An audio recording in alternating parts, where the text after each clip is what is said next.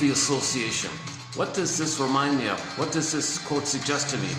And just freely see what just spontaneously freely comes to you. It might spring up into consciousness, something that was previously unrecognized by you. That's sort of like an intermediary exercise to make the unconscious conscious, to know what's going on inside that we're not aware of. So that's the overarching principle, that we want to make the unconscious conscious. The inference is that if there's too much going on in the unconscious, that means there's too much pain, too much trauma, too many painful memories. We repressed it, buried it, disassociated from it, fragmented it. We don't want to know it.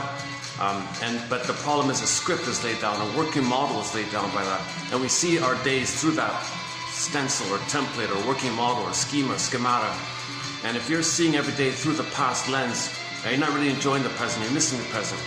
You're distorting the present to fit the stencil of the past, because the baby survived in a certain way, he coped in a certain way. That's his understanding of himself and the mother being the world, the prototype of the world, the mother, and then he's himself like that. Things are fragmented. So if there's a trauma that created this problematic internal working model, which leads to a dysfunctional feeling system, or flat affect, or alexithymia, or athemomalexia, not really feeling fully real alive anymore. We're caught in the survival issue of the trauma with the mother, called weaning trauma, attachment trauma, relational trauma, interpersonal trauma, developmental trauma, strain trauma, ambient trauma, which often may or may not include prenatal trauma, birth trauma, or trauma afterwards, or any kind of other traumas afterwards. And then the child remembers all this, but these memories go in the body, in the unconscious, the repressed self, the secret self, the shadow self. The shadow knows, the shadow self knows.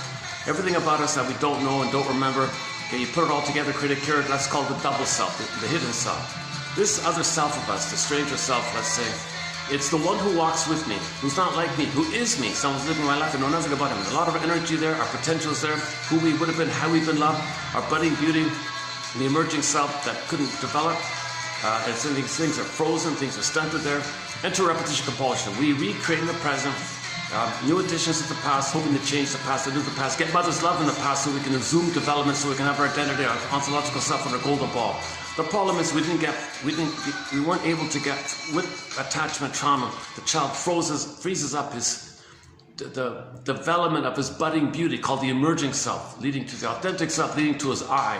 When you have the authentic I, the real self I, the golden ball, the capacity is the real self, are there with you. And you live from there. You live to the extent that you feel, live to the extent that you have the golden ball, the blue jay of happiness, the sweet, inexhaustible fullness of being. The capacity is the real self. Okay, you can make I statements in intimacy. You can bring heart to the body in relation.